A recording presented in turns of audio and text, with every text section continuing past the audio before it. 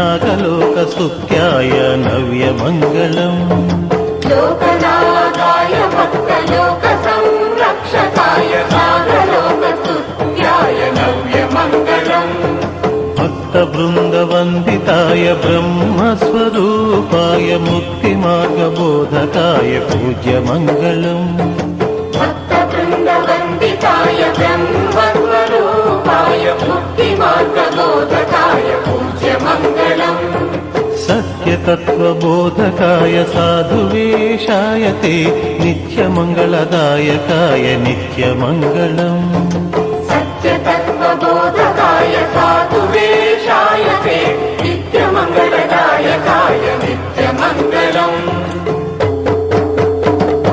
स्वामी साईनाथाय शिर्डीक्षेत्रवासाय कामकाभीष्टदाय